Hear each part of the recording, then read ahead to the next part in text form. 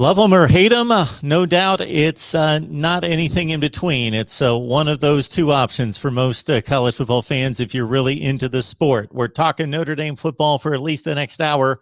We got Bryan Driskell on the line from Irish Breakdown, so I would invite you to head on over there to Irish Breakdown right here on YouTube, talking up the Fighting Irish.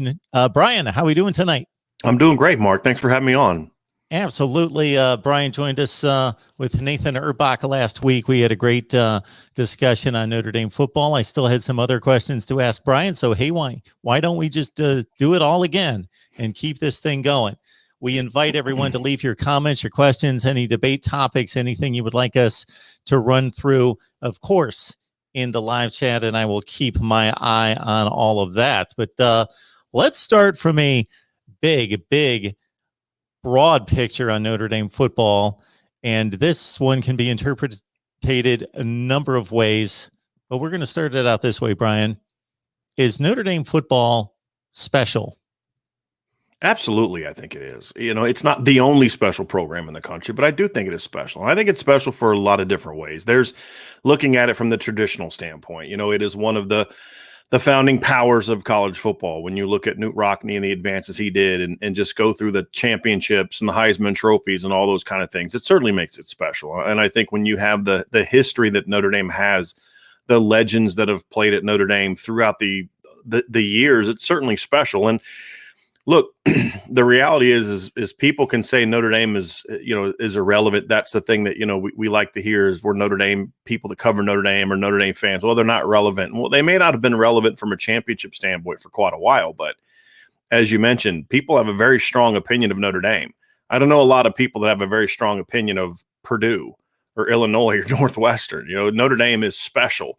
And you can take that a whole lot of different ways. But I think that it is a place that if you win at Notre Dame, you're a legend. I mean, Lou Holtz won one national title, and he's considered like this all-time phenomenal great coach. I like to joke that one title at Notre Dame kind of equals three anywhere else from a perception standpoint.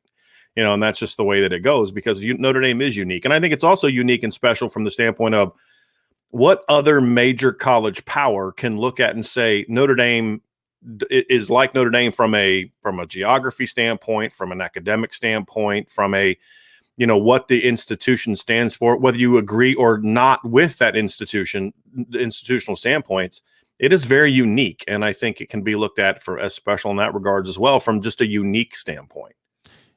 And so do you think some of that hesitation in joining a conference comes from that purpose in keeping Notre Dame unique? That if Notre Dame would join a conference in football, then another unique quality is ripped off of that brand. I think there's something to that, Mark. I do think there is a strong force at Notre Dame that says, we want to be unique, we want to be special, we want to be independent. Everybody talks about, why doesn't Notre Dame join the rest of college football? And my response is, we might have talked about this last time. When Notre Dame won a title in 1988, there were like 30, 40 independents. Florida State was independent, Miami, Penn State, Virginia Tech, West Virginia. They all chose to go a different route. Notre Dame never left. They were always in that route. And it's because they can. And there aren't a lot of schools that can do that. Texas can obviously create their own network and do what they're doing. I think Alabama could do some unique things, but I think there's the aspect of being unique, being traditional, being independent that matters to people at Notre Dame. I also think, if we're being honest, there's also a financial aspect to it as well. And people will point to, well, Notre Dame makes a lot of money on the TV deal. Notre Dame made more money this year by joining the ACC than they would have made just staying with just the NBC contract had they not done that. But there's so much other money tied into Notre Dame's independence that isn't factored into just what they're getting from ESPN or whatever their TV deal. Pete Sampson at The Athletic broke this down a couple years ago, and there's a reason Notre Dame has an $11 billion endowment for a school that only has 8,000 students. It is a very unique place, and that traveling, the subway alum aspect, all of those things factor into it as well. So it's not just a purist standpoint that makes Notre Dame stay independent. I think there's a financial gain beyond just the TV revenue that is the reason why Notre Dame stays independent.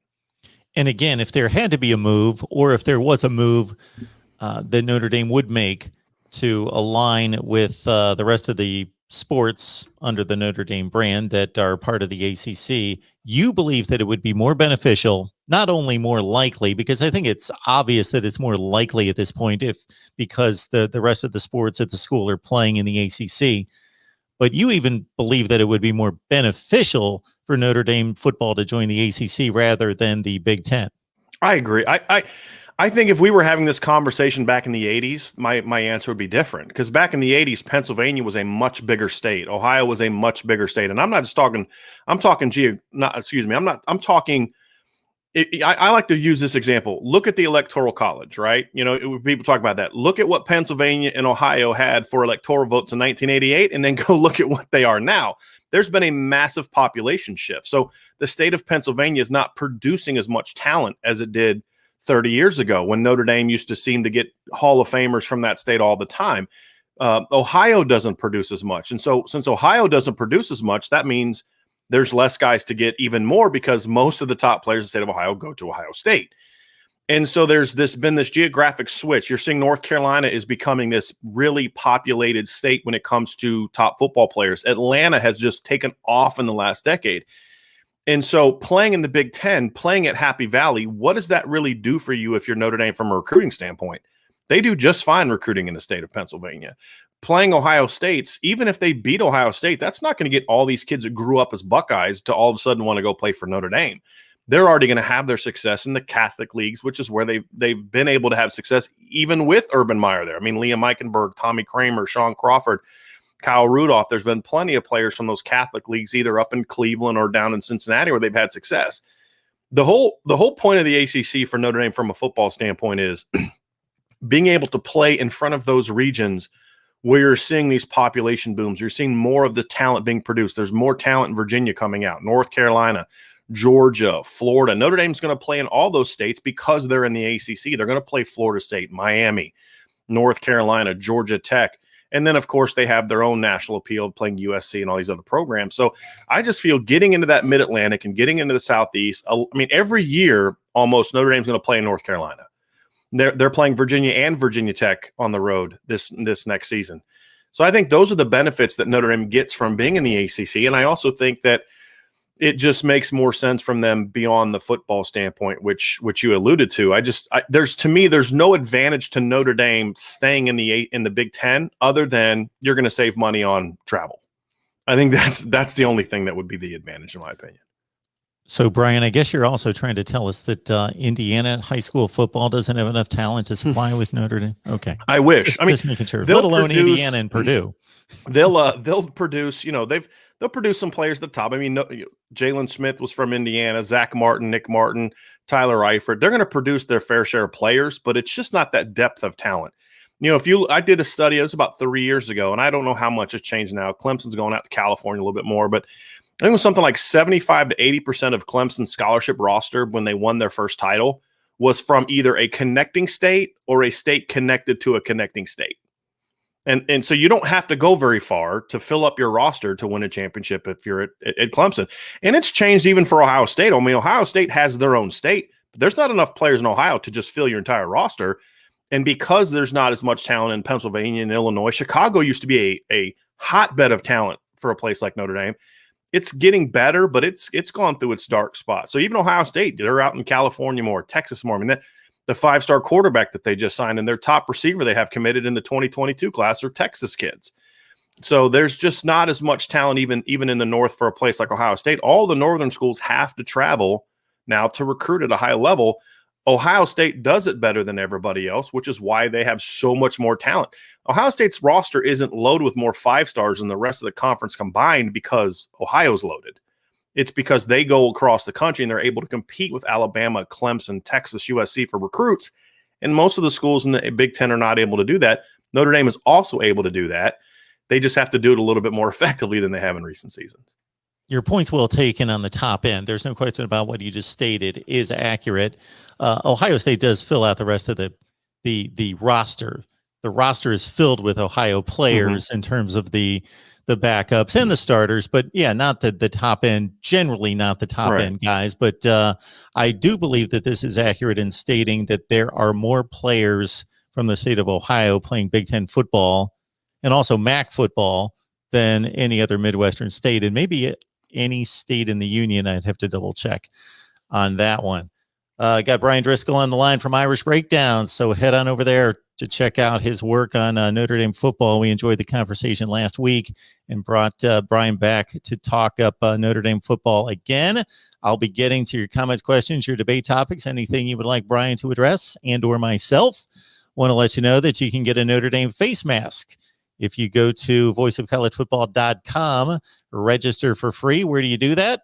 Right where it says register for free, right at the top of the website there, voiceofcollegefootball.com.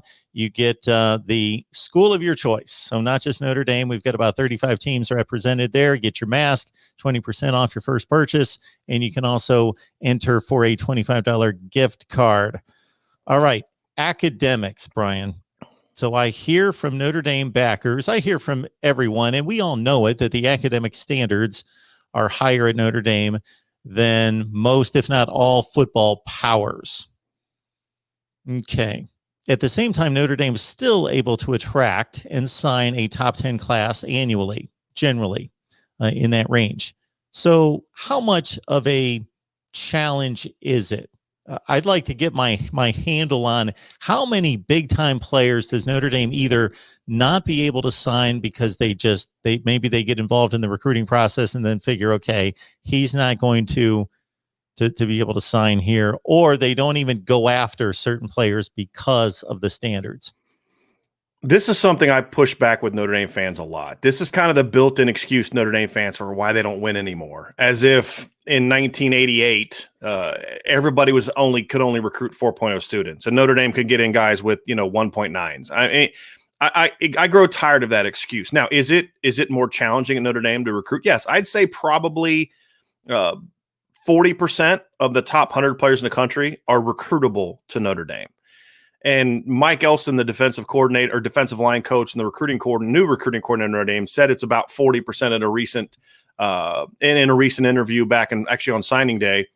I think from year to year it'll vary. I think some years it's probably less than that. Some years it's a little bit more. But my issue with that is they don't need to be able to recruit more players. I think there's this negative stigma that if you're a top athlete, you don't really care about academics. Well, nobody says that about offensive linemen. Nobody says that about quarterbacks. Nobody says about tight ends. So what are we really talking about here, right? It's the skill players. And I think that's a misnomer. I mean, there was a defensive back that went and played at Clemson recently, was a very high draft pick. He liked Notre Dame coming out of high school. He went on his own dime, paid to come up and visit Notre Dame. This is 5-6 years ago. And he didn't pick Notre Dame because they did a poor job of dealing with him when he was on campus. They made a bad impression. The defensive coordinator at the time, who's now no longer coaching college football, made a very bad impression on him. If you go back and look, even in the Ty Willingham era, if Notre Dame wins, all of a sudden recruits that weren't going to Notre Dame all of a sudden start coming to Notre Dame. It's not a coincidence. Charlie Weiss, I was watching the 2009 USC game the other day. I would encourage people that want to use the academic thing, go count the number of 5-star and top 100 players that Notre Dame had on their roster that year, in their lineup. And they just didn't win with it. So I think the key for Notre Dame isn't that you need to lower the standards and get more players in that way. I think that's insulting. I think it's do a better job recruiting the players that you can recruit. Do a better job getting on them early, convincing them to play. Give them a product to buy into when they're watching on TV. Put more guys in the NFL. Do a better job developing players. Hire coaches that are better recruiters. Notre Dame has had far too many coaches in the last 10 years that were mediocre, not really grinding coaches on the recruiting trail. If you do that for Urban Meyer, you're not lasting more than a season. If you do that in Clemson, you're not lasting more than a season. Same thing in Alabama. You have to be able to recruit just as well as you can coach. And I think those are the problems that are hurting Notre Dame. When for example, Marcus Freeman is killing it on the recruiting trail right now. So did they all of a sudden lower the standards for top linebackers after Notre Dame struck out for all but one player the last 2 years? Did they all of a sudden lower the standards? No, you have a defensive coordinator that is grinding on the recruiting trail. He's relating well to players. And all of a sudden, hey, they've been in the playoff 2 of the last 3 years. They've had 3 Butkus Award winners in the last 10 years. Name me another program that's had 3 Butkus Award winners. And yet Notre Dame still has a problem recruiting linebackers until Marcus Freeman shows up, and all of a sudden it's looking good. So I just think Notre Dame fans need to stop making excuses for why they can't win and just understand the fact that if you hire the right coaches and you put in the work, you're going to have a chance. And then when you reach a certain level of success, that success then breeds more success. In the 5 years leading up to Clemson's first title run, or the first title game run, 2015, Notre Dame and Clemson played that year. Clemson won by 2. The 5 classes, so the 5 years before that year, Notre Dame had a higher recruiting class on the 247 composite scale than Clemson in 4 of those 5 years. Notre Dame also had more players from that game who played in that game, more players drafted in the first 3 rounds than Clemson did from that team. The difference is I think Clemson was coached better, especially defensively, than that Notre Dame team. They had a better quarterback. And then Clemson won that game, used that as a springboard to be who they are now. But Alabama, go look at some of the 2 and 3 stars like Corey Anders and Kareem Jackson and Javier Arenas, who were 3-star players that Alabama landed and won with. Who was their quarterback? Greg McElroy. He wasn't a 5-star recruit. They won that championship, then started landing the top classes. So the championships came first, then all of a sudden you start landing top 5 classes. Notre Dame has to do everything in their power to get to that level first. Then more kids will start coming. Yeah, it's a great point. I believe that first Clemson championship team had like an average recruiting rank of something around 13. Mm-hmm. Something in that range. Then again, I don't know how to necessarily accurately measure the quarterback. Of course, every player is measured equally. The quarterback's the most important guy on the field to some degree. What that degree is, we all know as football fans, it's more than the average player, but to what degree? And I don't think it would be good business to suddenly give the quarterback 1.5 of a player rating weighted. It just wouldn't be good for morale and otherwise. Bryan joined us last week. Great conversation listening to him and Nathan kick around Notre Dame football. But I got to tell you this, Bryan, in your aftermath of trashing the Michigan series, then I was pelted with all sorts of phone calls and comments and so forth, including from the Rod Farva here, who called me the next night, who was and the Rod Farva is an Ohio State fan, so he's sticking up for the arch rival here. He was a bit offended in regards to the Michigan series being discounted and not wanted, even though Michigan's had the winning record in recent years. I think 7-4 is what I counted in the last 11 meetings. It's about right. I don't think it just isn't a series that does a lot for Notre Dame. I mean, Michigan fans can get mad about it all they want, but when Notre Dame and Michigan play each other, Michigan fans complain about, why are we playing this team? And then Notre Dame stops playing them, and it's, oh, why won't Notre Dame play us? So that's why I say you can't win with them. And I don't know what playing Michigan does. Notre Dame's going into Michigan's backyard and beating them for the guys they want anyway. So what does playing them and beating them do for them? Look, I have a lot of respect for what Michigan's history and tradition, but it's just not a game that does a lot for Notre Dame. It's never a game that's really mattered as much to me. It's never been as important as the USC game to me. It's never been as important from a history and a tradition standpoint as the Navy game. I'd rather play Michigan State and Purdue. Nathan expressed, I think, that same opinion. And when you look at the fact that all the complaining that Big Ten fans do about why Notre Dame isn't in the Big Ten, do some homework. Michigan's the reason Notre Dame's not in the Big Ten. When Notre Dame wanted to join the Big Ten, it was Fritz Chrysler who said, no, you can't do it. And so now all of a sudden Notre Dame becomes this national power. Now all of a sudden the Big Ten says, hey, we want you in, because they know that it's going to mean a lot more money. And that's, to me, what it's all about. So you can get upset if you want, but I just don't really care about that series. It's not a series that ever interests me. If Notre Dame doesn't play Michigan again in the regular season, I won't lose sleep about it. If they schedule Michigan, okay, as long as they're good, to me, is it going to help them build their playoff resume? That's what I care about. Now, I know on the Michigan side, we've got a guy come on here, Steve Dace from Michigan Podcast, and he doesn't like to play Notre Dame for this reason. It has nothing to do with Notre Dame. It's playing a quality opponent when you only have 3 non-conference games. Therefore, if they play Notre Dame every year, they can never go out and play another quality Power 5 opponent without overloading the schedule with too much difficulty. So it's because especially in the East, they got to play Penn State every year. They got to play Ohio State every year. They got to play Michigan State every year. So yeah, it's all of a sudden now you play Notre Dame in the non-conference. It's the way that the schedules are now. It just makes it a lot harder to have those kind of games. Bryan, you brought up Marcus Freeman, so it sounds like you're very much a pro Marcus Freeman guy and very supportive of that hire. I liked it when they made it. I've really liked studying his defense the last few years. I think they've obviously built Cincinnati into a very strong defense, but I also like the fact that he was willing to adjust and adapt. And he comes from Ohio State. He comes from a 4-down team. He comes from, that's what they did early at Cincinnati. But you're in this league where everybody's running spreads. Everybody's throwing the ball all over the place. And he said, hey, look, we can't run what we normally believe in to be effective in this conference. So they made the adjustment. They made the switch, and they went to a 3-3-5. And they went from the numbers he inherited at Cincinnati, and then you look at what they built it into in just 3 seasons is impressive. I think he's smart. I think he's a coach that understands how important it is to put players in position to be successful.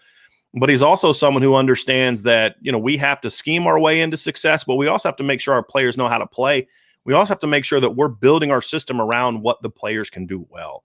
And I think you have to do that in today's era, especially with what's about to happen as these transfer rules start to change.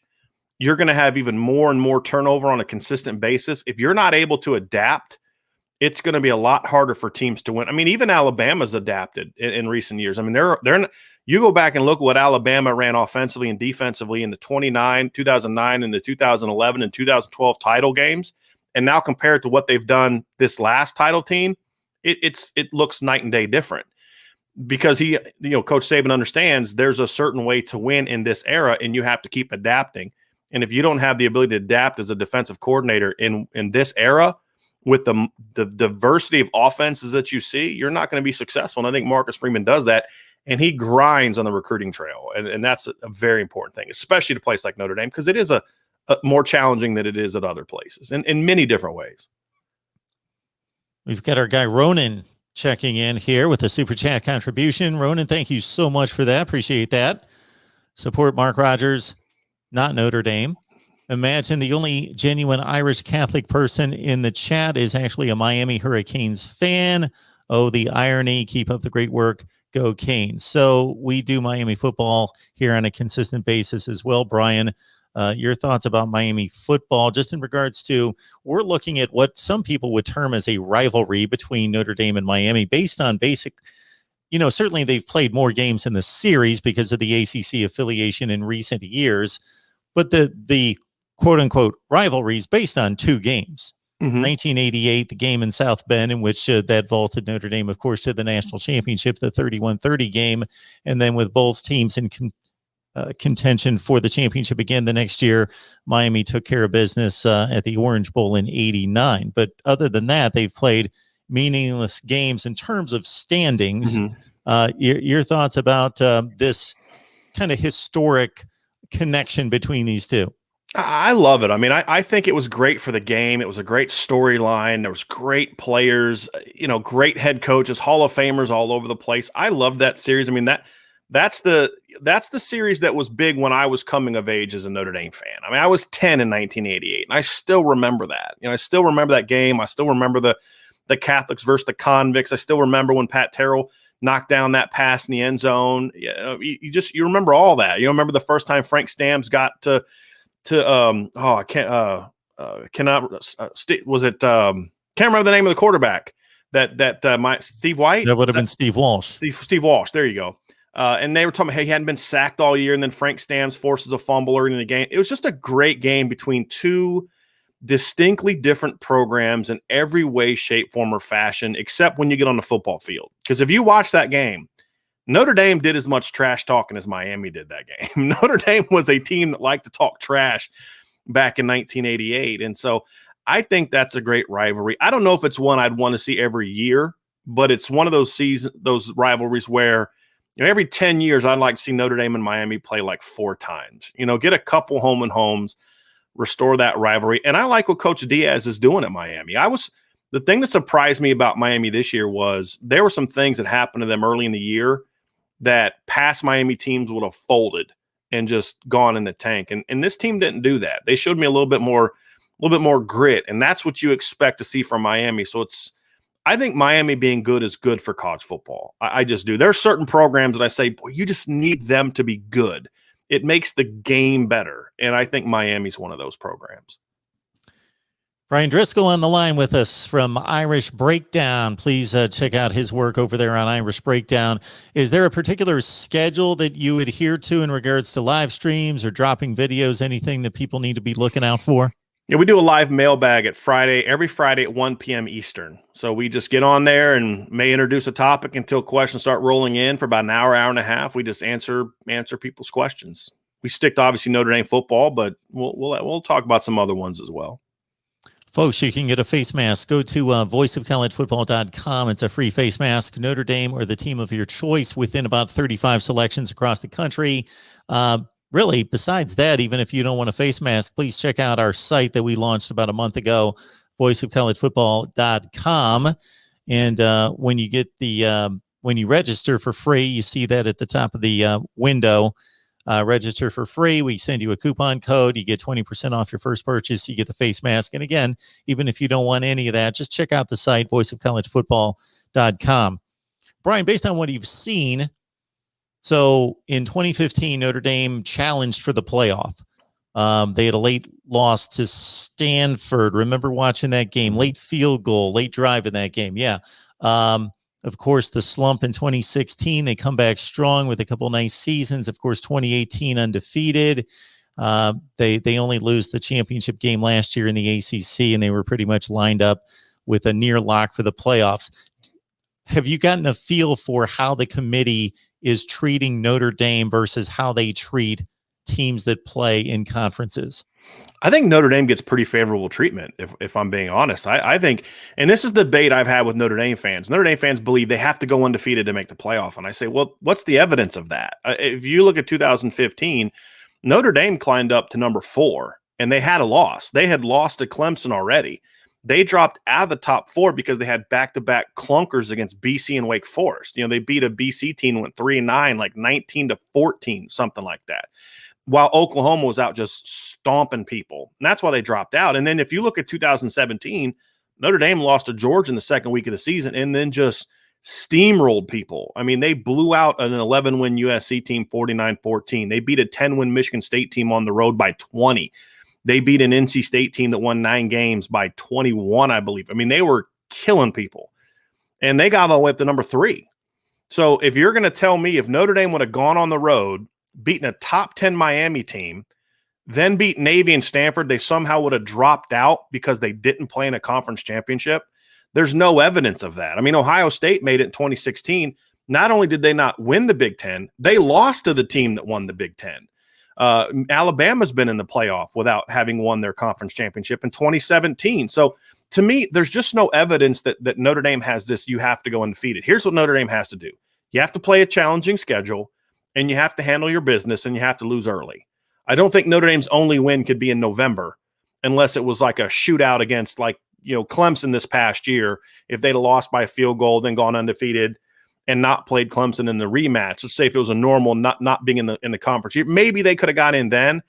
But I think the committee's been very favorable to Notre Dame, and one of the things they've talked about is the diversity of their schedule. They play Big Ten teams, ACC teams, Pac-12 teams, SEC teams. And so they feel like, you have a better way of evaluating Notre Dame because you've seen them go up against other conferences and usually good teams from other conferences. So I think that's why they've been favorable to Notre Dame. Notre Dame's problem, why they haven't made the playoff more times, is because they didn't handle business. They didn't handle business against Wake Forest, BC, and then Stanford in 2015. They didn't handle business against Miami in 2017, and then, of course, lost again to Stanford at the end of that year. So when Notre Dame has handled its business, the committee's been very favorable to them.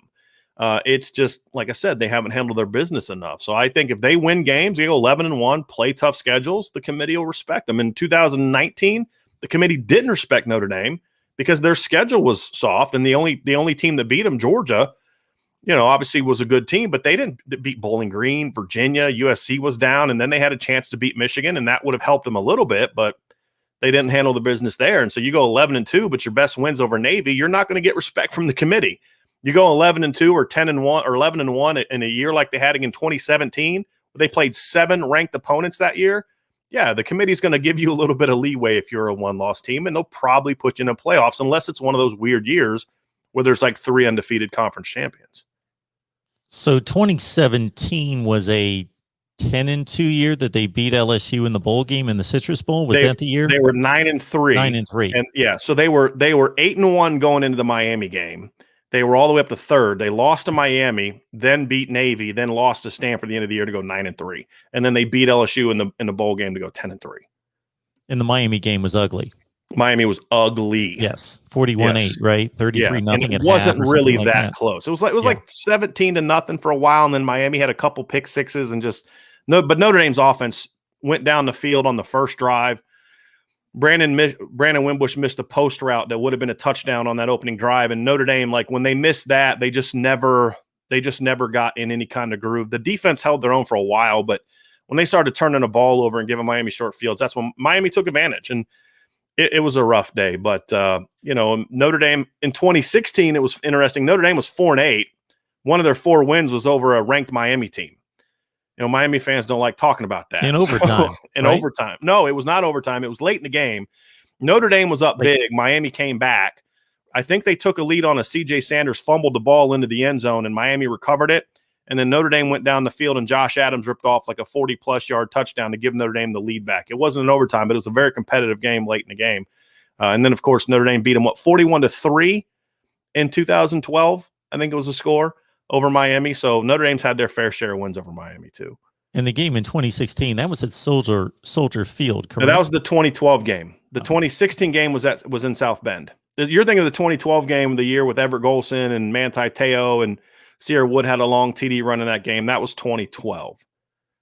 Then the 2017 game, that's the game that Ian Book entered at the end of the second quarter and threw the pick 6. Yes, correct. Right and he went right back to the sidelines. We didn't see much of him again until the LSU game.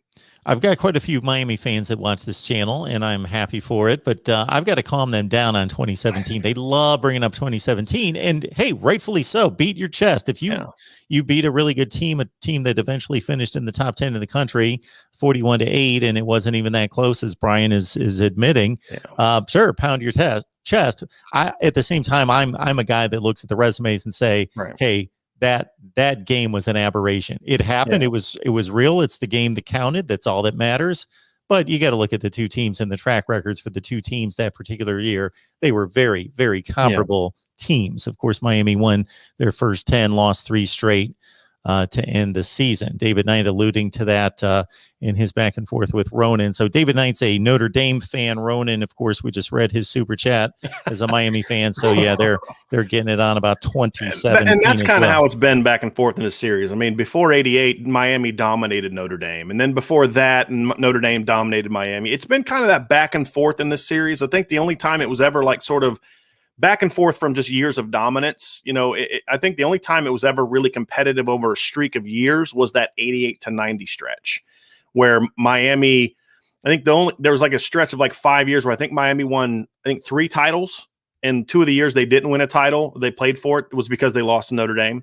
I think the Craig Erickson team in 1990 finished in the top 5. They would have probably had a shot to play for a title if Notre Dame doesn't beat them 29-20. So that's how I grew up on the series. What I would like to see that, again, those are 2 programs that I think need to be good. I like that rivalry occasionally. It's not one that I would make with any kind of consistency. Yeah, that was the sequence in which Colorado, of course, received the 5th down, which amazes me because basically you're looking at a team that went 9-1 and won. 9-1-1. They won or tied for a national championship, split a national championship to be more accurate. They really lost the second game to Missouri because they would have never scored. It's not one of those, there was a bad call, what would have happened? Well, they got a 5th down to score. The game was phantom clipping penloty against Rocket that same year. I was coming your way on that one, Bryan. So that was the other one. They really lost 3 games and still won a national championship. Yeah. They should give that one back. I think that Colorado should give that one back. They really should give that one back. My goodness. I am going in a completely different direction, probably one that you didn't anticipate tonight, but I'm just curious. Urban Meyer grew up in Ohio, graduate assistant at Ohio State University. His mentor and idol was Earl Bruce.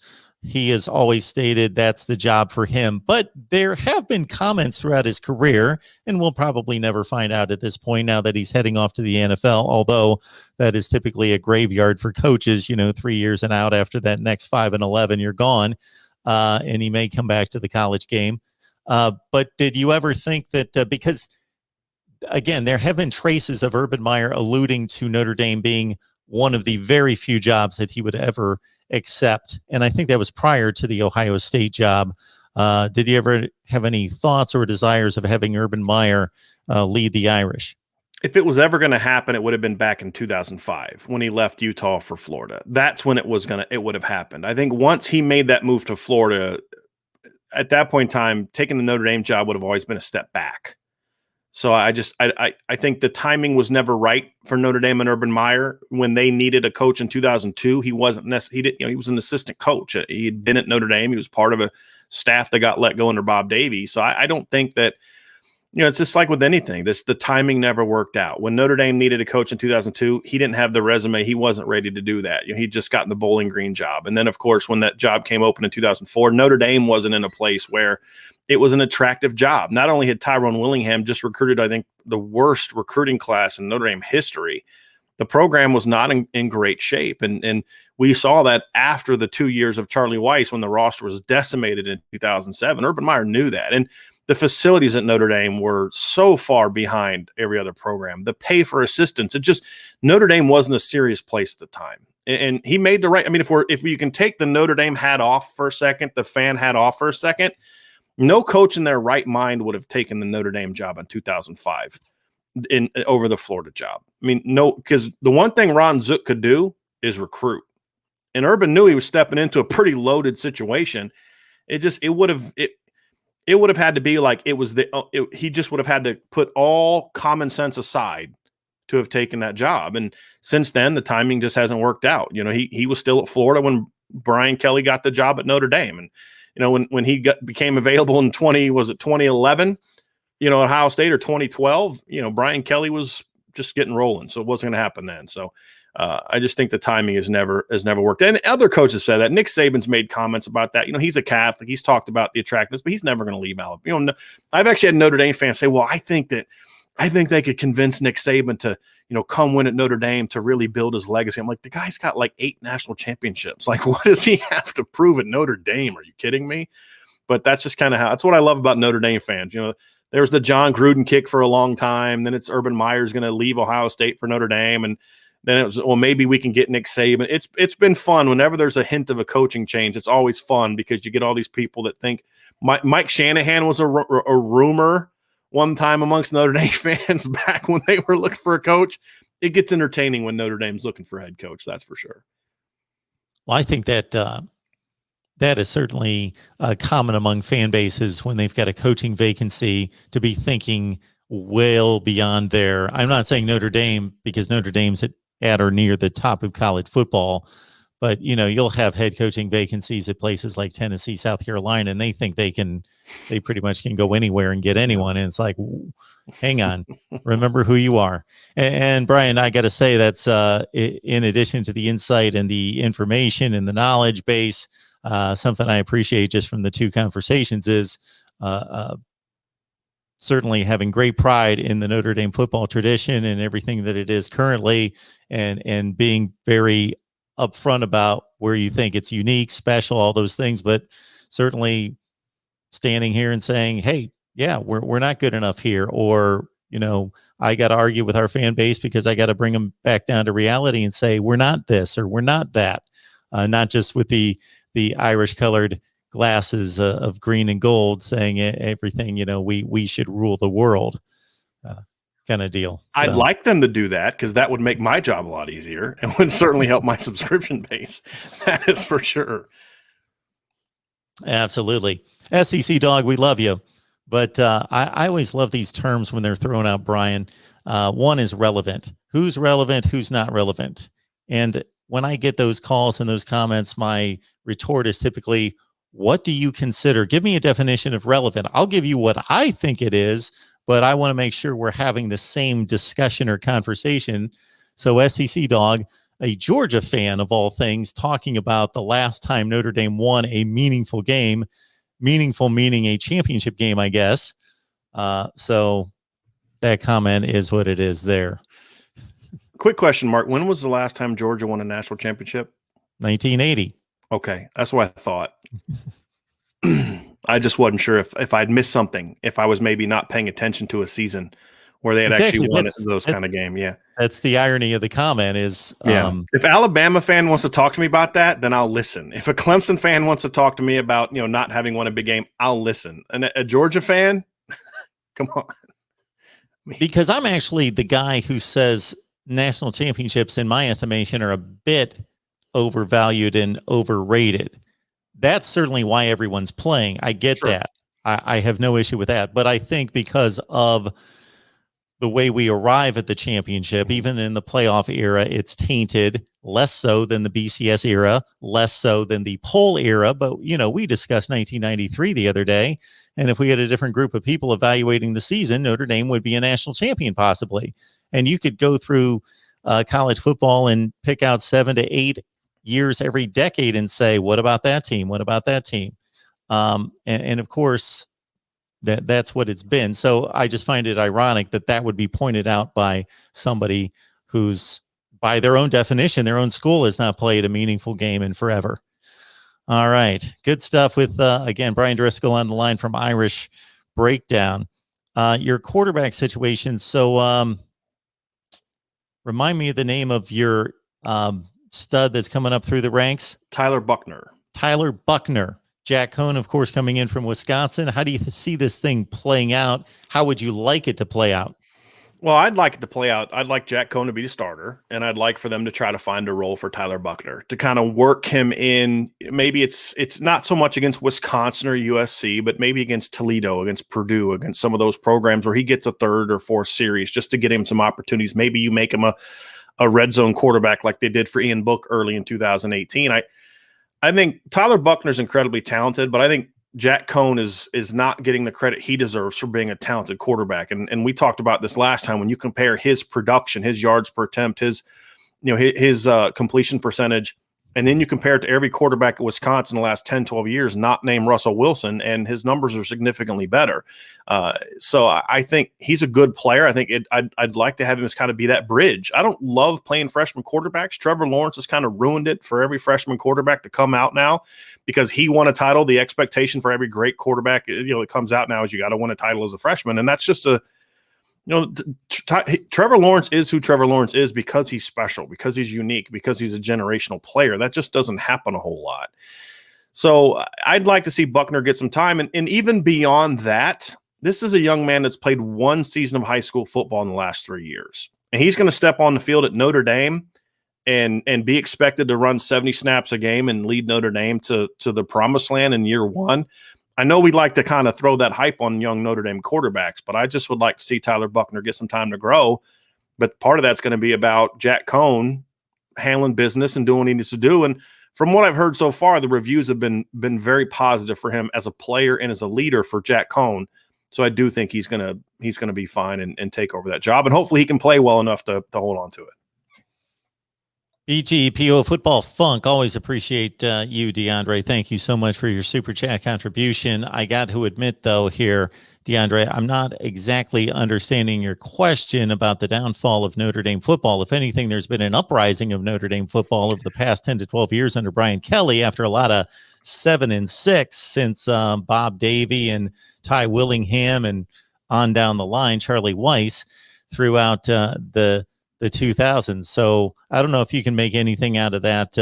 I think the fact that we are talking about Notre Dame having not won a title since 1988, it's been Notre Dame never had. I mean, from when they started winning under Newt Rockne, they never win a stretch like they're going now. And I think when you look at they've had bad coaches before, but those bad coaches were often followed by legends.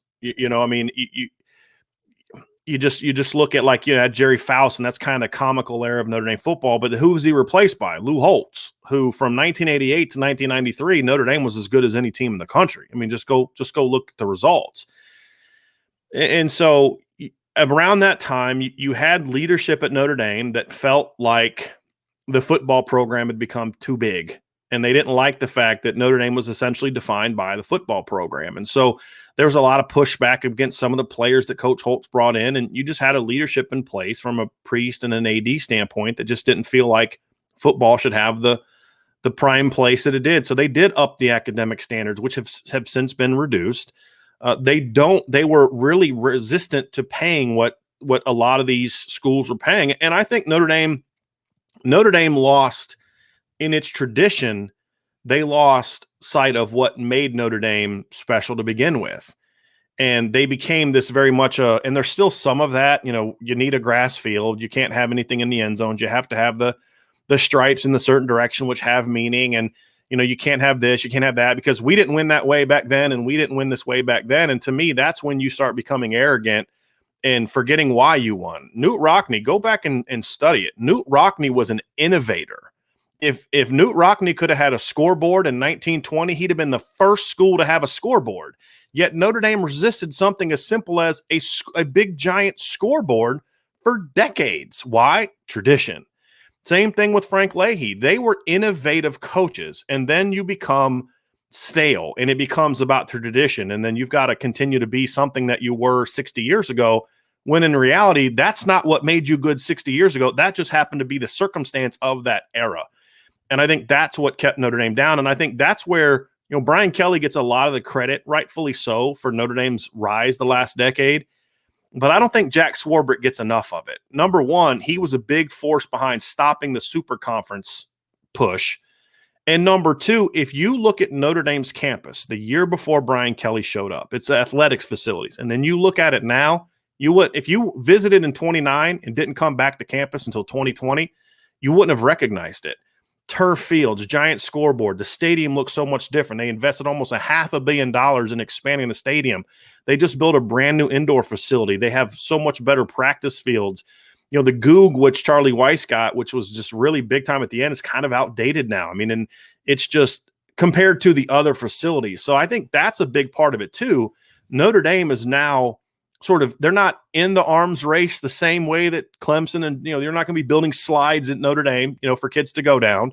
But in regards to the football stuff, the stuff that involves actually the athletics part, Notre Dame's not behind those programs the way that they used to be, because they've realized is if we want to be competitive, we can't rely on what we were in 1988 or 1977 or 1974.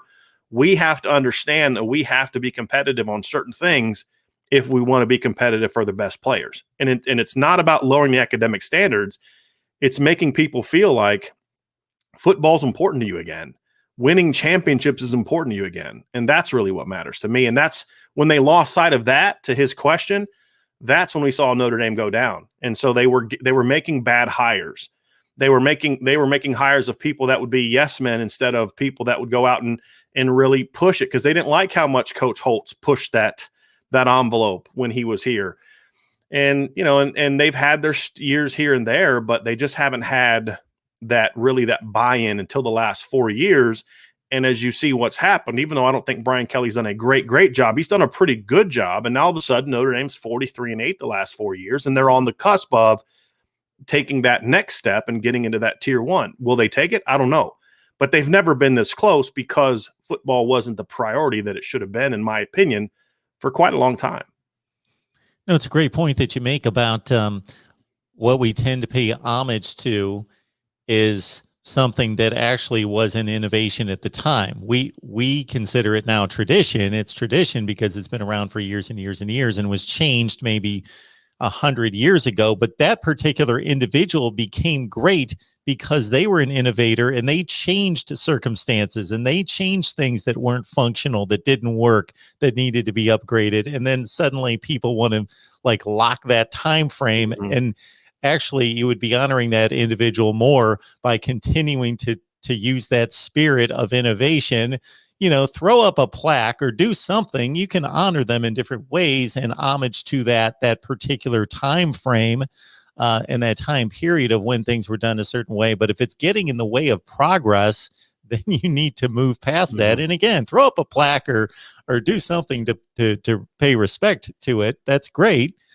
so people are still understanding and knowledgeable that occurred, or that was a tradition or something at one point. But yeah, when it becomes dysfunctional and gets in the way of progress, then that's a bit silly.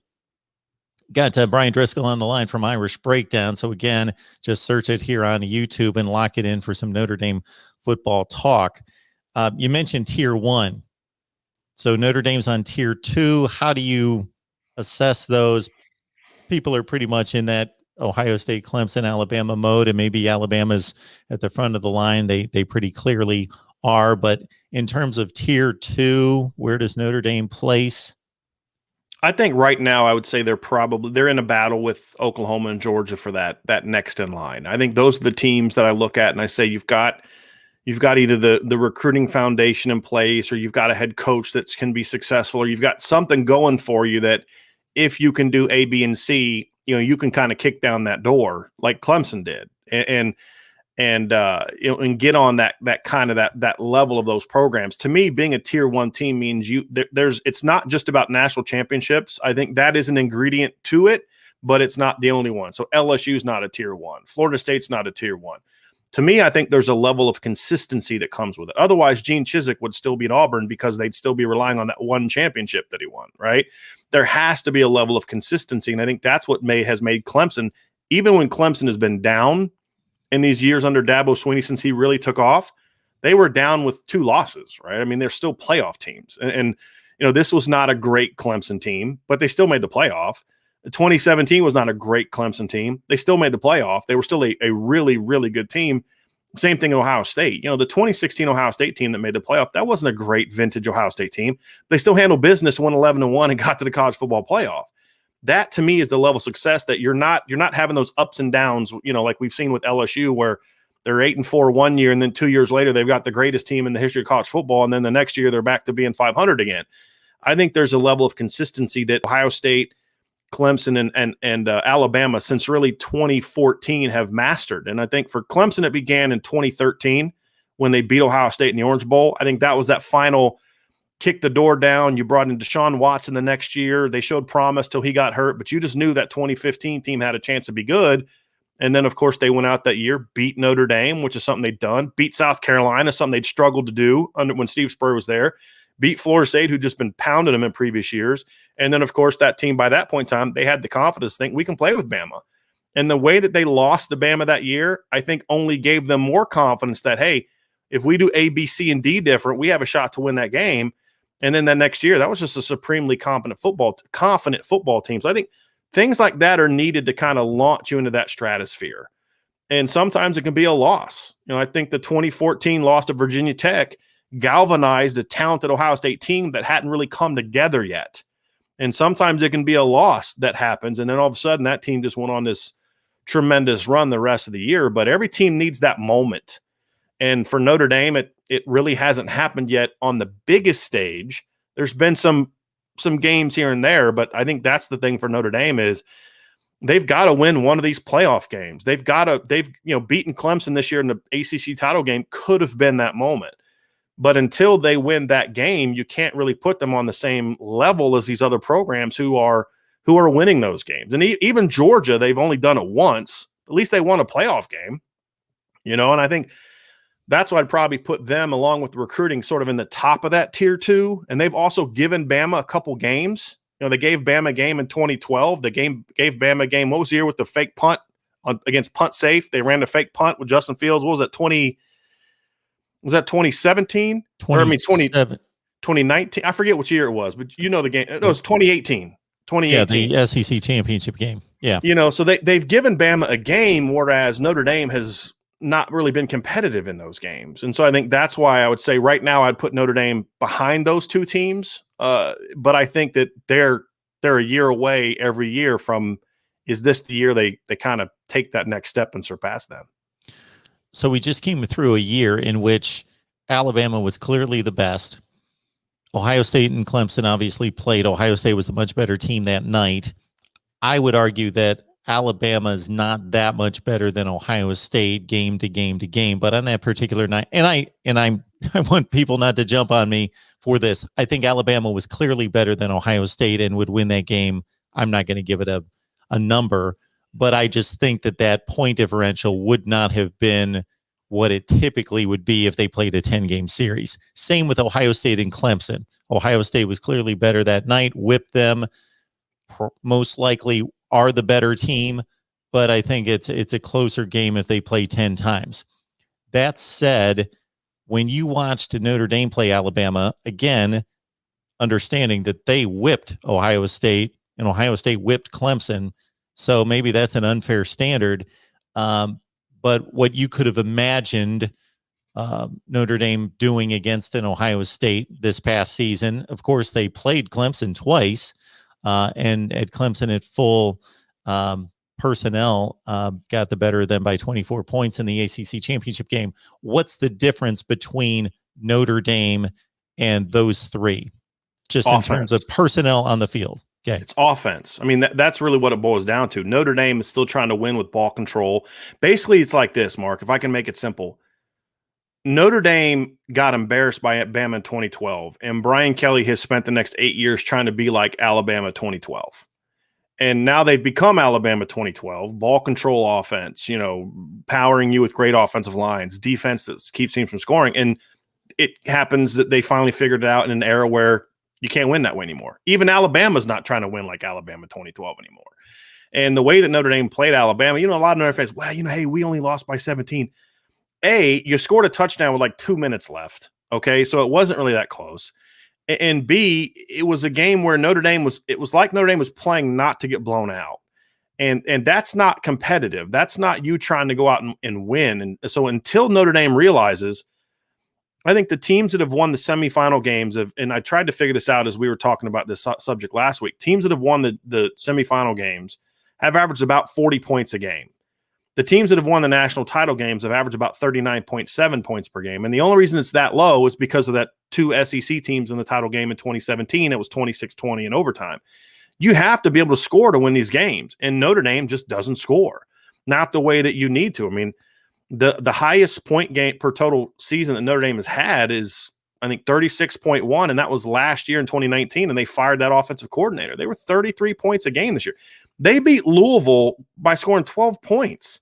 You're not going to win titles that way.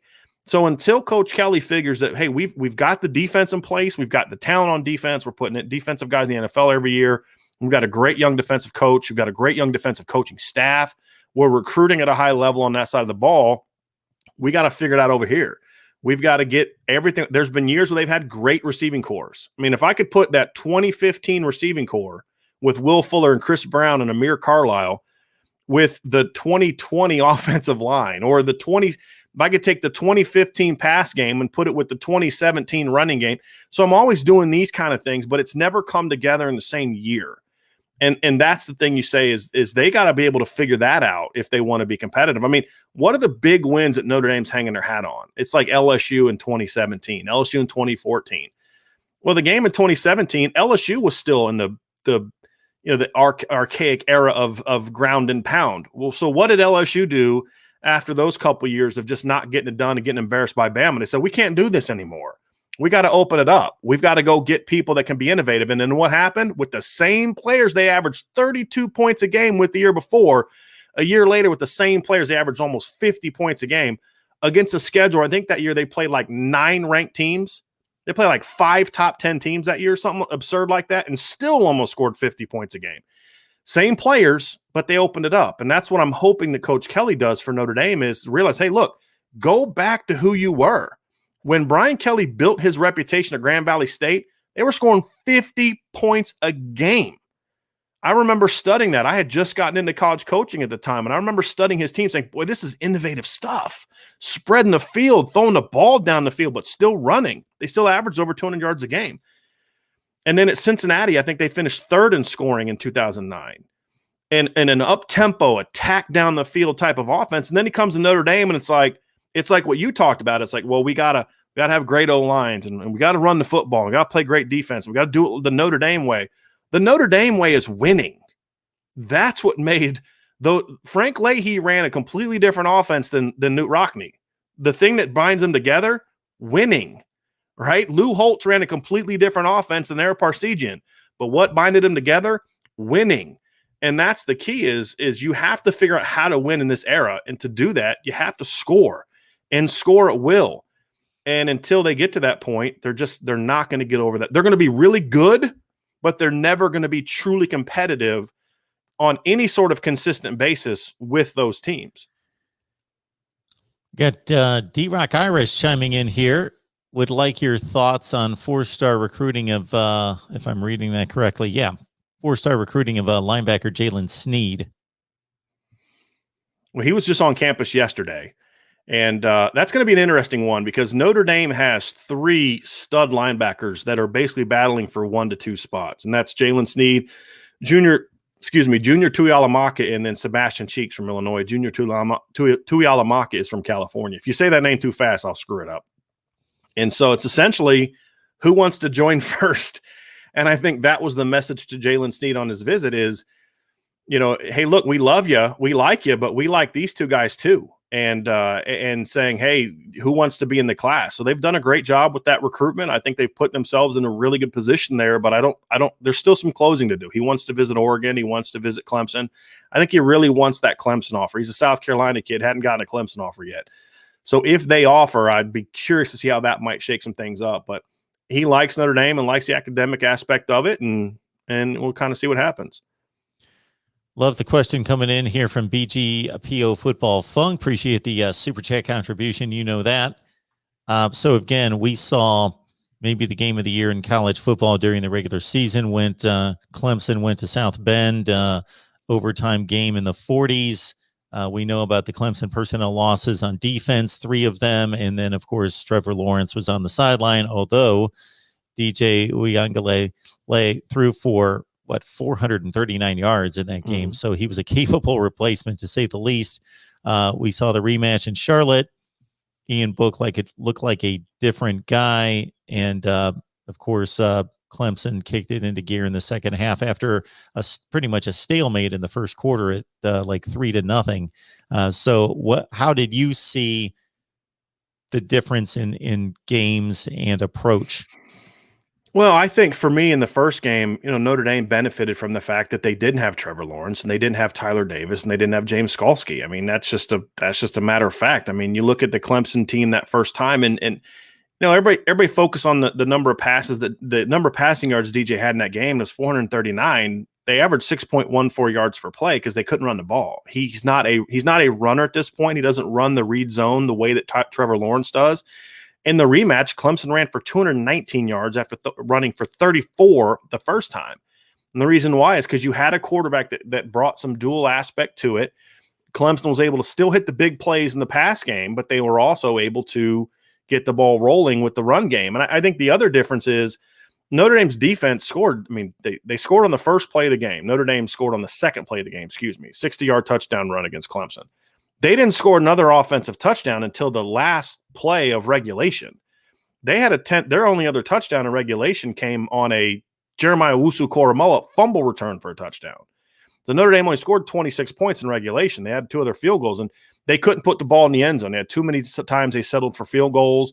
They turned the ball over in the end zone. Well, that happened again in the second one. Notre Dame was in Clemson territory on each of their first 3 drives and came away with 3 points. They had a missed field goal, and then they threw an interception on a drive. Or no, they had a 4th down turnover. They turned it over on downs. And when you're playing a team like Clemson, you can't drive the ball into their territory on each of your first 3 possessions and come away with 3 points because eventually Trevor Lawrence is going to hit a big play. They're going to make a stop. They're going to make a big play. Notre Dame held them to 34 points. I mean, that's not too far off of what they held them to in regulation the first time, which was 26 points. But when you're not scoring and you're not putting the ball in the end zone against teams like that, you have no chance. And it goes back to what I said before. Notre Dame was able to kind of jump on Clemson early, but it was 13-10 and Clemson got the ball. They had moved it right down the field the previous series, and Jeremiah Owusu takes the ball away from Travis Etienne, puts it into the end zone. Now all of a sudden it's 20-10, momentum shift. The very next drive, Clemson completes a 3rd down pass to Amari Rogers. Owusu comes up behind him, strips it out. They recovered a fumble. Notre Dame loses 3 yards on that next possession and still kick a field goal. So just like that, that's a 13-point swing where it was starting to look like the rematch looked, which is Notre Dame moved the ball early, then started to stall, couldn't put the ball in the end zone. Clemson came back. But instead in the first game, the defense stepped up and made some big game-changing plays. that we didn't see in the second time, because you can't rely on your defense to get you 10 points against Clemson every time you play. It's just not going to happen that way. D-Rock chiming in again, D-Rock Irish with a little spring practice maintenance here with the schedule in regards to when's the spring game, when does spring practice start, media access, television, all those things. Do we know that at this point? So Notre Dame has not officially said anything. All my sources are saying that they're going to start practice this weekend. The spring game, Tim Priester from Irish Illustrated reported this. I've also heard this, that the Blue Gold game as of right now is going to be around May 1st. That may change. That's also the same weekend of the draft, so I don't know if they're still kind of thinking about moving that around. But that is the plan right now, is to have the game at the end of April or beginning of May. So whether or not media is going to be allowed, I doubt it. Hopefully I'm wrong on that. That's the one thing I do hope I'm wrong on, is whether or not they'll allow media. I think they might let us in for the spring game. I don't think they'll let us in there for any of the practices. Got Brian Driskell on the line from Irish Breakdown. Got to check out his videos here and live streams. Just Irish Breakdown. That's where you find it, right here on YouTube.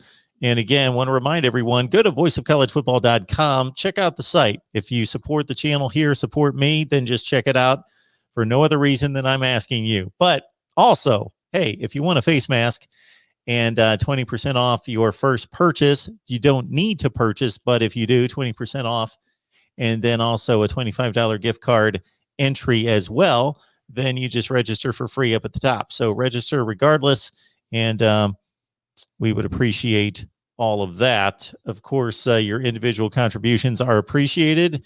Ronan, David Knight, BGPO Football Funk tonight as well. All right. How good's Brian Kelly as a coach? How good of a job has he done? We can certainly take this from both sides of not getting to the pinnacle, although he's reached the game once and reached the playoff round. And then if you go back to the BCS era, 3 times, but at the same time, not gotten it completely done. At the same time, again, Notre Dame football post Lou Holtz was not always pretty from 1996 to when Brian Kelly stepped on campus. So he's done a nice job, upgraded the team athletically, and gotten them to a level, again, that they haven't seen since the mid-90s. So just your assessment of Brian Kelly's job at Notre Dame. I think this is probably the most challenging conversation to have with Notre Dame fans, because much like our political climate, it's like everyone's they're in two cat camps, and there's no room for budging. There's no room for discussion. You are what you are.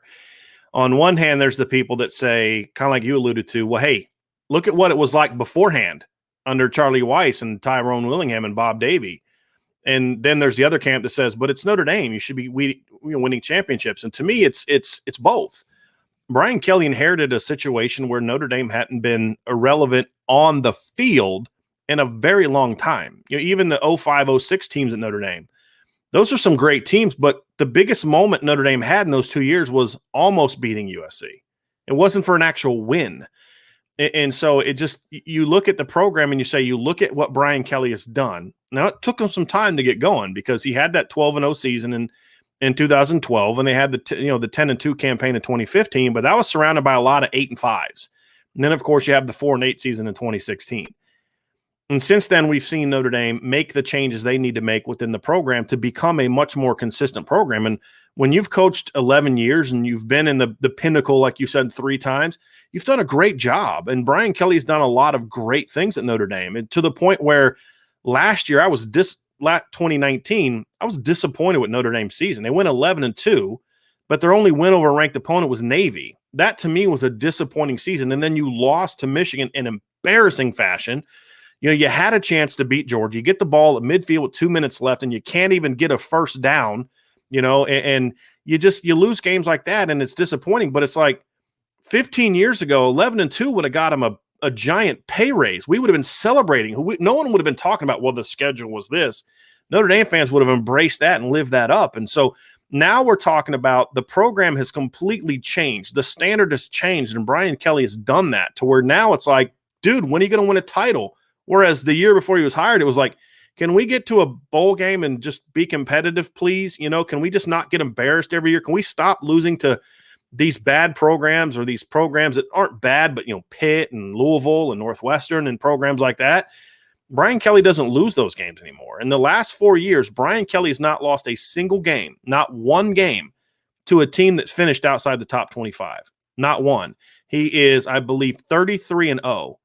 That's a standard that's different. This is just comparing it to Notre Dame, not other programs.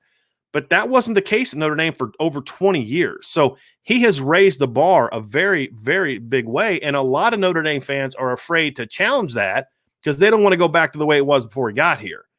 I'm of the stance that says, hey, you got to this level. Now figure out the couple things keeping you from the next level and go get it done. The things that are in your control, go get it done. And those are the changes that he needs to make. They're there to be made. Whether or not he's going to do it or not remains to be seen. Who is the group of five that beat Notre Dame? I don't know if that was under Kelly. I'm losing track of years. Was it Tulsa? Tulsa in 2010, yeah. And they also lost to Navy in 2010. And then in 2011, they lost to South Florida in the first game. Skip Holtz was the head coach. Remember that? Lost to a bad Syracuse team around that time. That was before. That was Charlie's that was 2008. That was the game where the students were throwing snowballs at the team. The funny thing is, that was the weekend of Manti Te'o's official visit. And he watched the second half of the game from the locker room because he was so cold and still picked Notre Dame. So that's certainly an interesting one. But, they in 2014, Notre Dame was 7-1. They were ranked in the top 10, almost beat Florida State, the defending national champions. And then the wheels came off. They lost to Louisville at home that year. They had like Reggie Bonifant at quarterback, who's a freshman who eventually moved to receiver. They lost to Northwestern that year, who I think went 4-8, had a terrible offense. And I don't think Northwestern had scored like over 20-some points all year, and they scored like 40 on a Brian Van Gorder defense, which just shows you how bad Brian Van Gorder was as a defensive coordinator. But those are the games they're not losing anymore, Mark, and that's the positive. So that's where, okay, you've got those games now. Now it's time to figure out what you need to do to beat Clemson when they're not missing their four best players, to not just be, well, we only lost to Alabama by 17. That's embarrassing. You're Notre Dame. You shouldn't be in the press conference after the game getting mad at reporters because you only lost by 17. And to bring up the 2018 Alabama Clemson game. And it's like, well, Alabama can look at that kind of clunker like they had against Clemson in 18 and say, that was a bad day because look what we did the last time we played them. Notre Dame doesn't have that game to point to. Well, yeah, we had a bad day, but there's no but. You always have bad days in these situations, especially in the postseason. And until that changes, then he's just going to be a really good coach who's done a lot of really good things. But a lot of people are going to believe they can't take that final step until there's a change. I don't believe that's necessary. I think if Brian Kelly goes back to the coach that he was before he came, that got him to Notre Dame, go back to being the guy you were that got you here, that got you from Grand Valley State, and in less than a decade, you're at Notre Dame. Go back to being that guy, and you may have a chance to finally get this thing over the top. I don't know if he's going to be willing to do it, but I think it's certainly possible. Yeah, Nick Saban plays a handful of big games every year against his conference championship game, playoff games, and you can go through the entirety of his stay at Alabama, and it's one clunker. Not one loss, of course.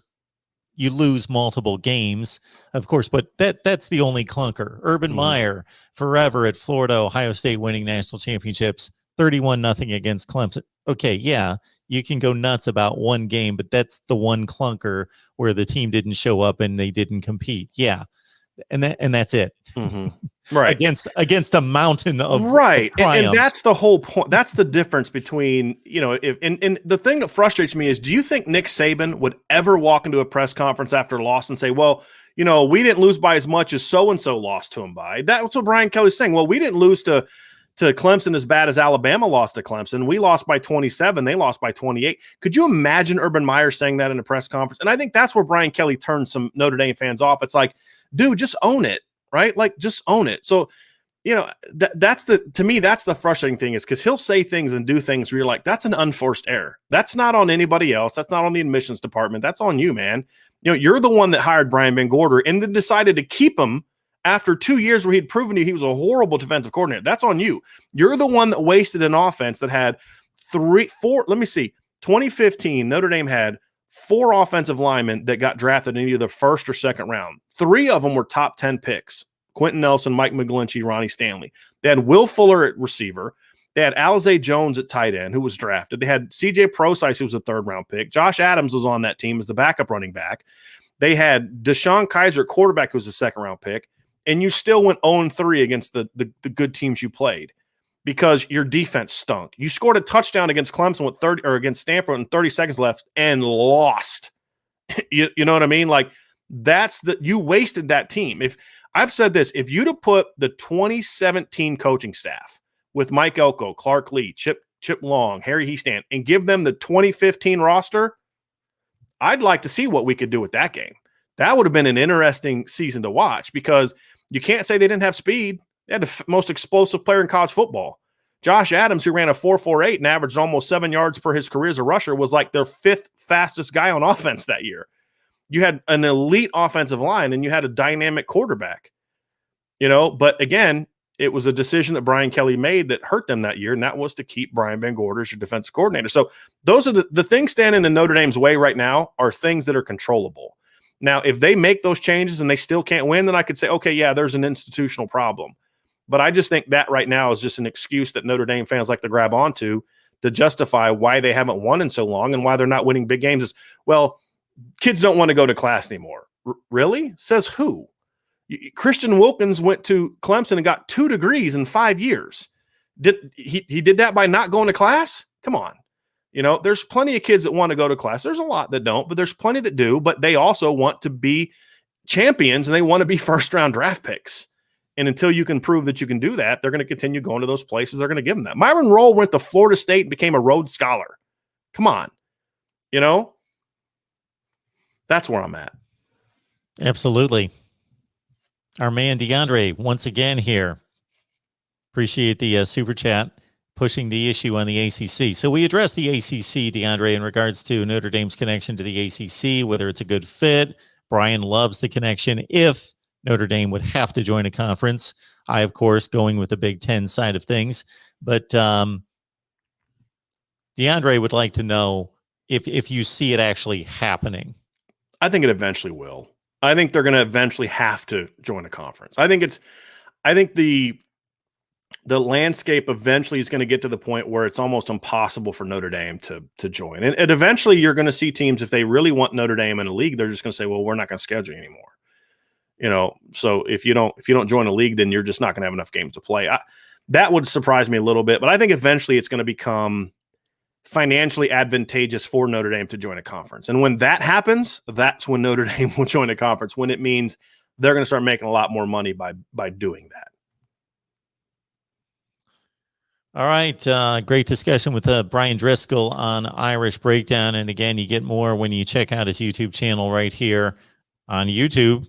Use the search bar Irish Breakdown with Bryan Driskell. It's good stuff. Definitely. Bryan, you're welcome anytime. I don't see any other questions or comments in the live chat. I've pretty much used up my list. Is there anything else you'd like to address? I always like to get the recruiting rundown. Is there anything out there that we can anticipate maybe in the next few weeks in regards to targets who are sizing down their lists that include Notre Dame? Anything there? There's a tight end from Georgia named Holden Stace that I think could be close to popping soon. He used to be committed to Penn State. That's one that I would keep my eye on. There's still some closing to do there, but they're in a good place. And now that Jalen Snead's been on campus, I'm very curious to see what Notre Dame does with the linebacker recruiting, because they're now in a position where they can kind of say, hey, if you don't join now, we may not have room for you. So some of these guys that want to go on visits and do all these kind of things. So I could see there being some movement at linebacker. Once Josh Burnham committed, and he committed last week, and he's a top 100 linebacker from Michigan.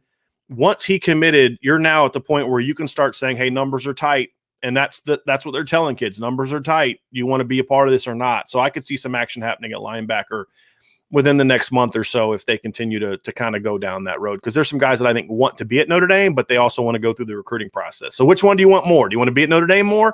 Then you want to go through the recruiting process. And I think at least one of those guys is going to make that decision. Very good. Bryan, it's been great. Appreciate the insight and your slice on Notre Dame football. Really good stuff. You're welcome back here anytime. Appreciate you having me on.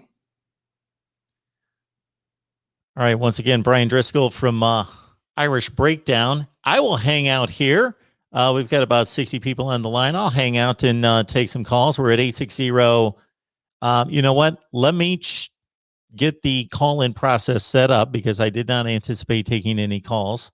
But let me set up the call-in process, and we will get us all set up with the phone lines here. So hang on just a second.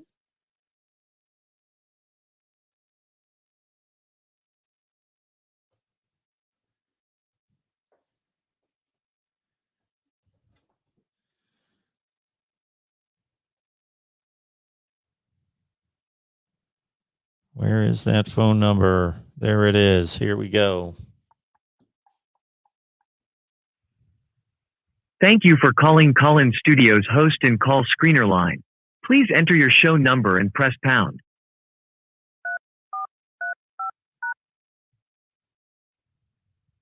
Enter your 6-digit PIN number.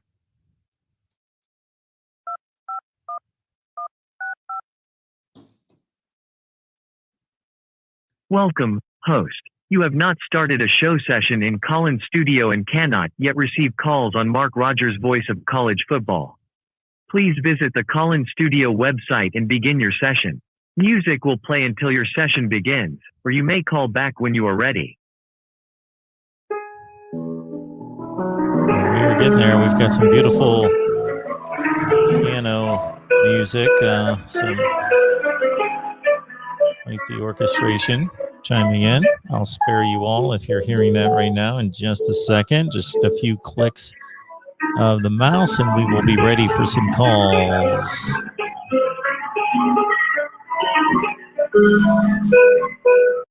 Welcome, host. You are now in the host room and can manage your callers from the Call-In Studio web interface. We are ready for business. I will get the call-in number there on the bottom of the screen here in just a second. It's 860-499-3332. Before I do that, I just want to remind everyone to shop Amazon. Use the link in the description section of any of the videos. Again, just about half of America, if not more, shops Amazon. When you do so, please use the link in the description section of any of the videos. It's exactly the same shopping experience. Doesn't cost you a penny and helps us build the channel. Let me get the number up here. It's 860-499-3332.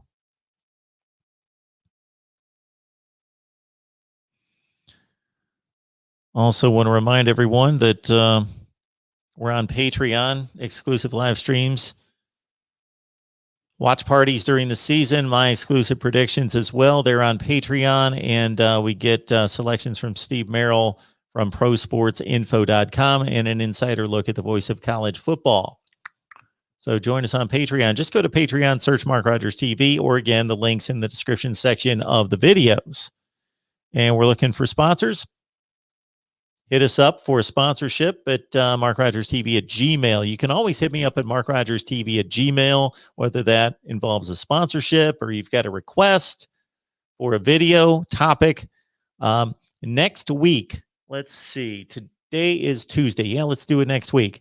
Next week, I am releasing a video each day. We've got a video series where I'm ranking the Power 5 coaches, ranking all the head coaches in the Power 5 in each conference. So we're going to release a different video every day.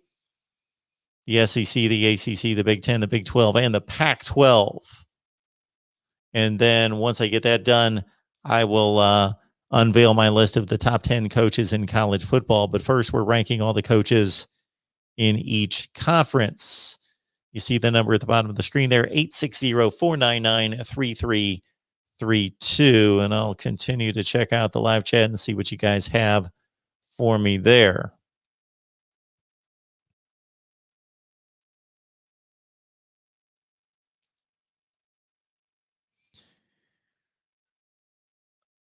The Rod Farva looking at a 3-hour show, possibly. Well, I got to say that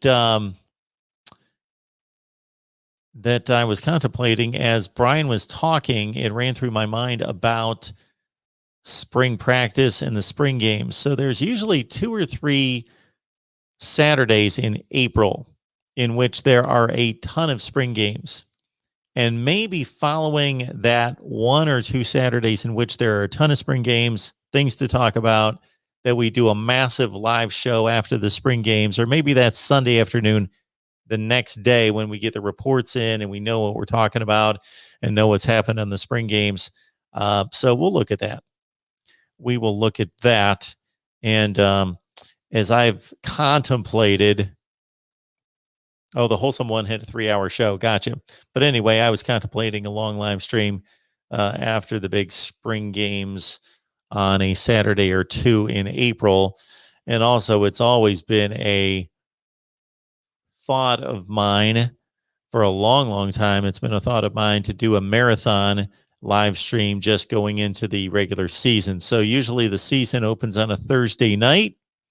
Maybe we do like a massive 24 hours live, something like that, leading into the first college football games of the season. But I've got months and months and months to prepare myself for that and get myself an extra hour or two of sleep before I attempt to do 24 hours straight.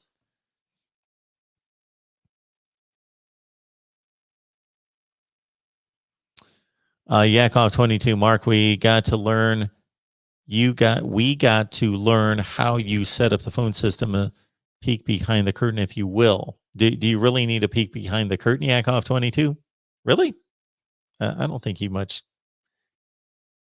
whole lot of people are going to much care how I set up the phone system. But hey, Ronan, thank you. Appreciate the super chat. You know that, Ronan. I got to say, I don't want to miss anyone, between David Knight, Ronan, Kyle Smith recently, there were like 5 or 6 names I wanted to acknowledge at some point soon, and I will do that here, that have really contributed mightily to what we do here. Cheryl, thank you so much for being the moderator, and we need more moderators, folks, so let us know if you would like to be a moderator. Meanwhile, we've got somebody chiming in. We got Steve here on Notre Dame Football. Welcome to the show. What you got for us, Steve?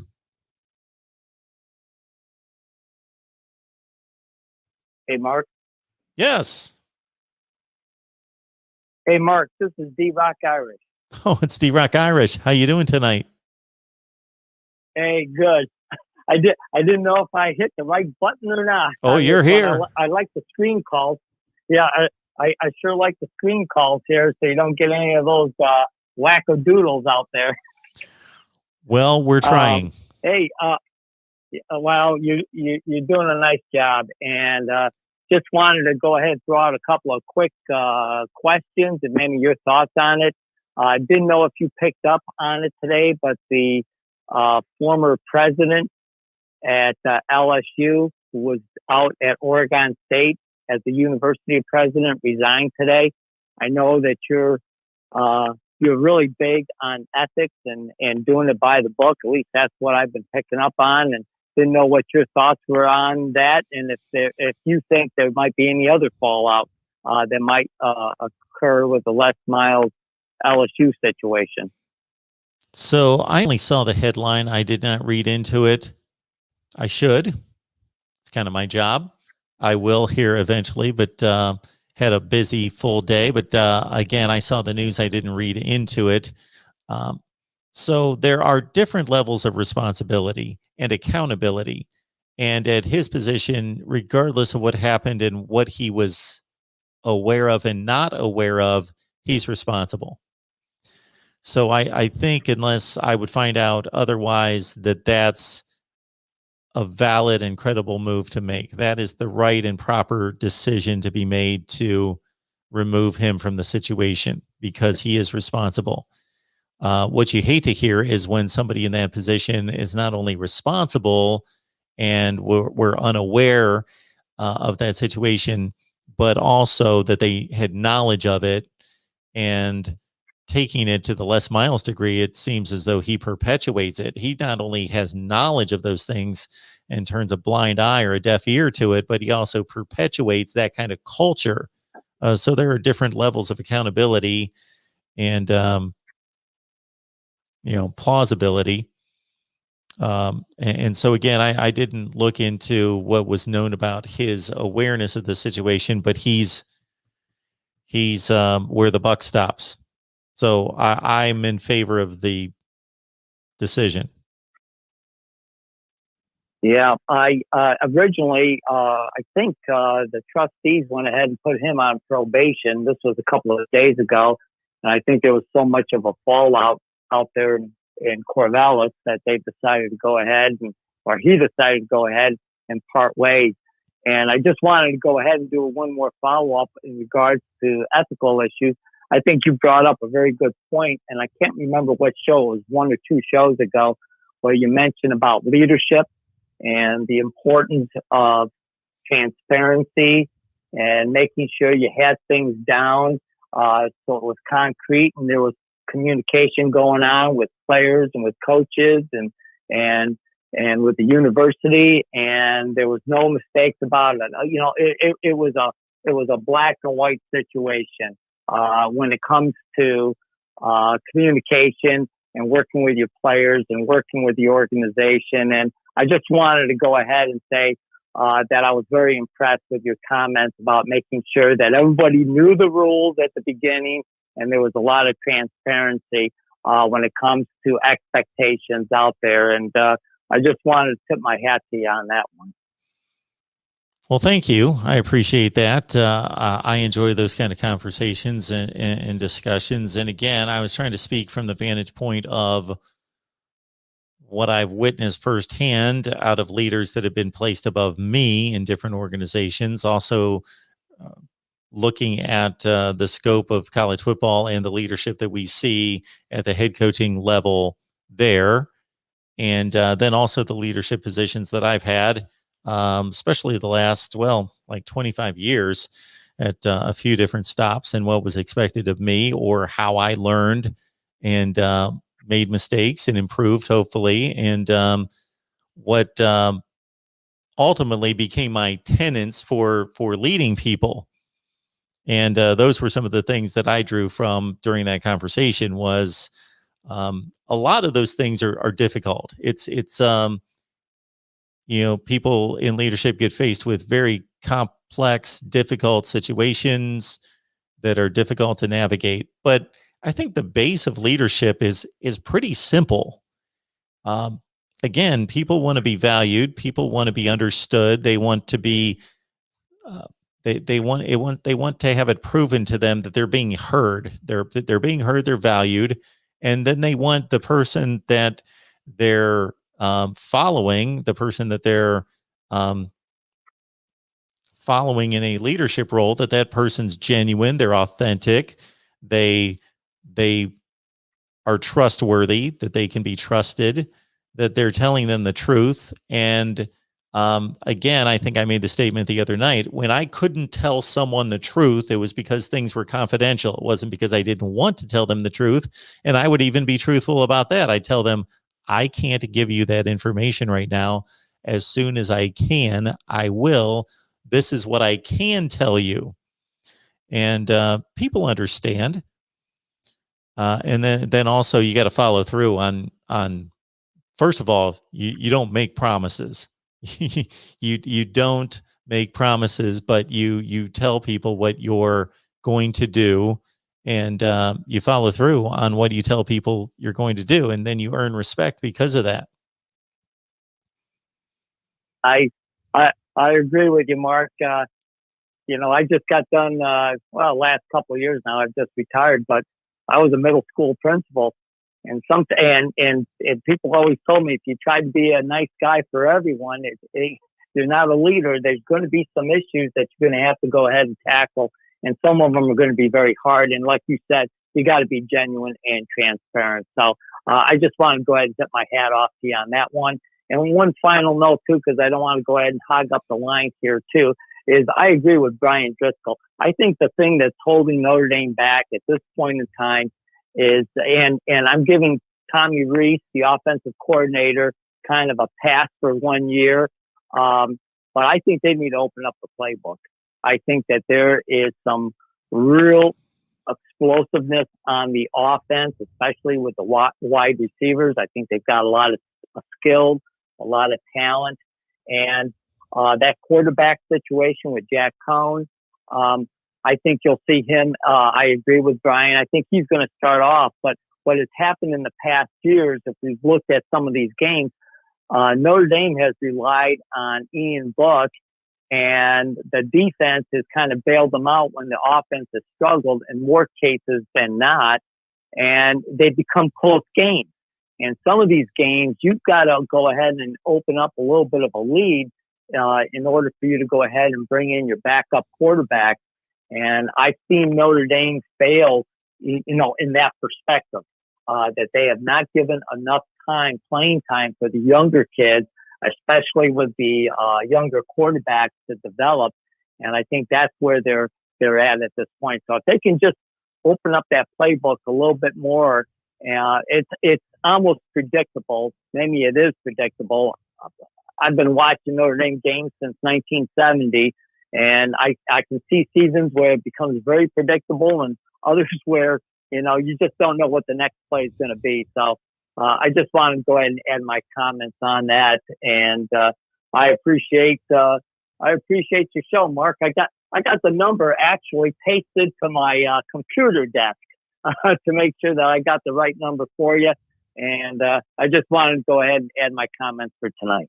Love to hear that. And my apologies for my greeting right off the top. This voice recognition plays all sorts of games because your message reads, of course, I know now that it's D-Rock Irish, but it says Steve Rock Irish. So I didn't see the rocked Irish yet. It says rocked Irish. So I just saw Steve at the beginning. So then I thought that I would be talking to a Steve. So that gets screwed up just about every time. Well, that's no problem. You're just tweaking, your program and making it better and making sure that you don't get some of these crank calls in. And I do like the process. It caught me off guard at first a little bit, but I think that's a great way of going ahead and getting some legit callers on the phone and not any of these wing nuts that are out there. So appreciate everything that you're doing, Mark, and I'll go ahead and sign off and take care. Hey, have a good night. We appreciate it. Okay, you too, Mark. All right, our man D-Rock Irish chiming in on Notre Dame.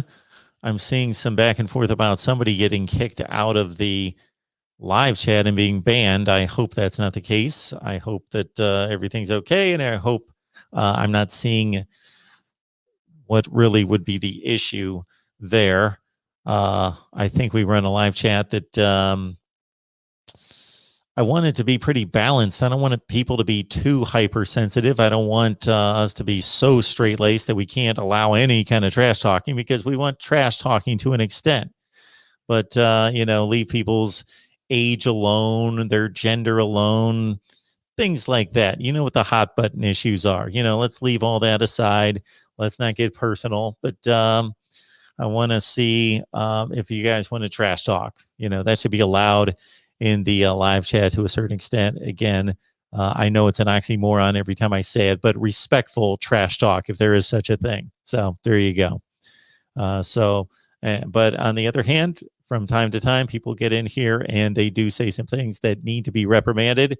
And so I don't want to have any of you be subjected to that. And I need to clean that up if that's the case.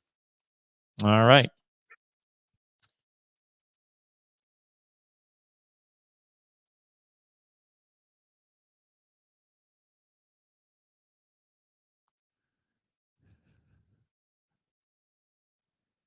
Okay.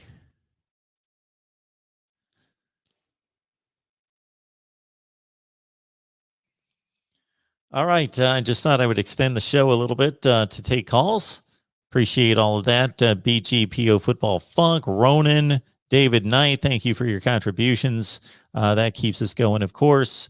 Venmo, PayPal, Cash App. That's a more direct way to help us continue the channel as well. Again, Venmo, PayPal, and Cash App. You can get a face mask at voiceofcollegefootball.com. And even if you don't want a face mask and just want to check out our site, voiceofcollegefootball.com. Makes total sense. Voiceofcollegefootball.com. Register for free. It's right there at the top. You get 20% off your first purchase. You get the mask, and you get, let's say you don't even want that, but you want to be entered into the drawing for a $25 gift card. Then just register for free right at the top of the screen. All right, everyone, we appreciate it. We will see you soon, which means tomorrow at 2 p.m. Eastern time for Ohio State football talk right here at the Voice of College Football.